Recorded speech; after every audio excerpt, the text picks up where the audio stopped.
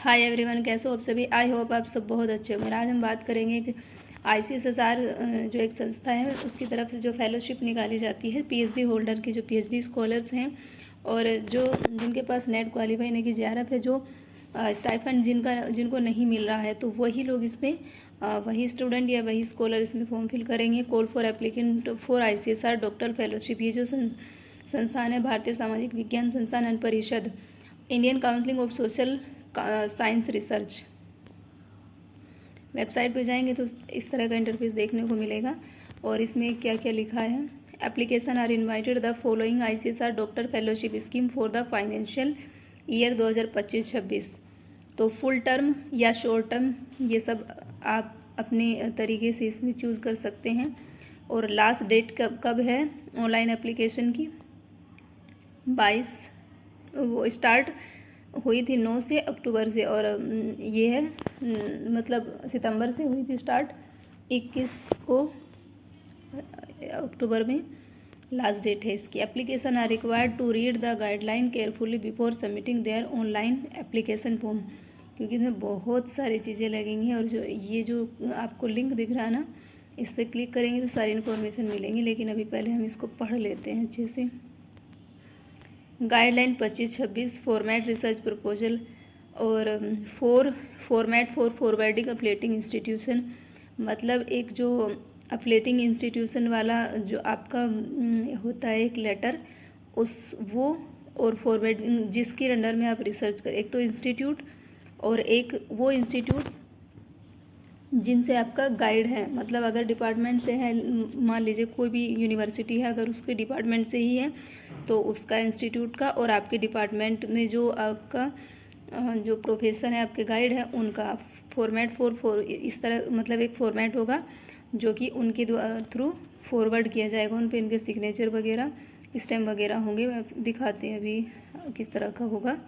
Login apply नहीं करेंगे। Format forwarding letter by supervisor, format for forwarding letter by research institute, format for forwarding by application institute. अभी हम format देखेंगे, proposal का format क्या है, इस पर देखिए किस तरह का दिखता है। तो ये वर्ड में ही दिखेगा, क्योंकि जब आप फॉर्म फिल करेंगे तो वर्ड में आपका जितना भी जो भी आपका इसमें मैटर मांगा जाएगा, जैसे आप रिसर्च कर रहे हैं जिस टॉपिक पे, उससे रिलेटेड ही है ये। और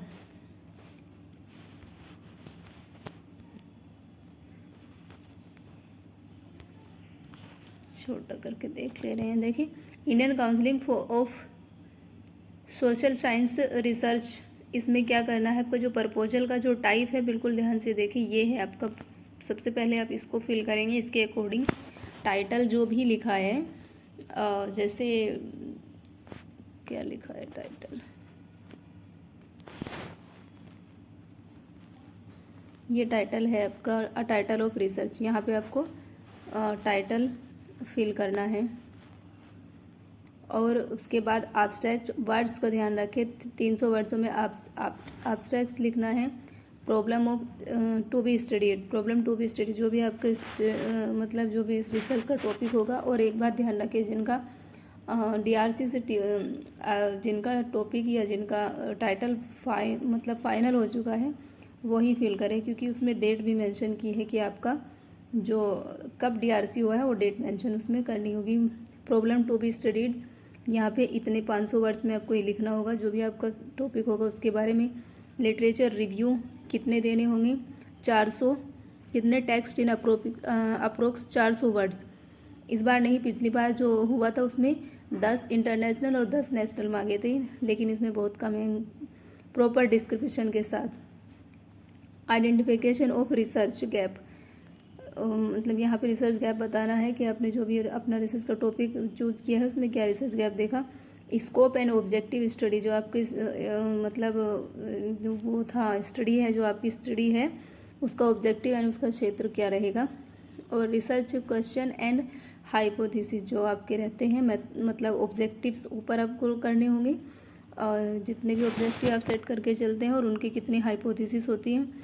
फिर रिसर्च मेथोडोलॉजी, जिसमें बताया जाता है आपका टूल, आपका सैंपल साइज, आपका जो भी एरियाज़ है, आपका मतलब पूरी मेथडोलॉजी आपका जो मेथड यूज़ कर रहे हैं वो डिस्क्रिप्टिव है कि फिर एक्सपेरिमेंटल है, कुछ भी जो भी। फ्रेमवर्क और path breaking aspect in the research, आपको यहाँ पे इतने ही वर्ड्स में ये भी रिसर्च आउटकम एंड इम्पैक्ट, आपके क्या आउटकम रहने वाले होंगे थोड़ा सा आप इसको यहाँ भी बताएंगे। फिर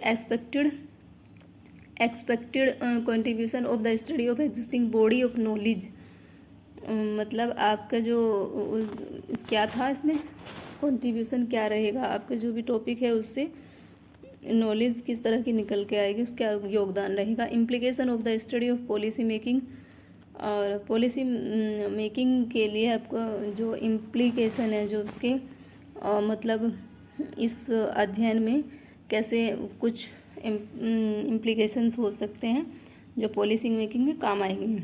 relevance of the proposed study of society, society के लिए किस तरह से रिलीवेंस है।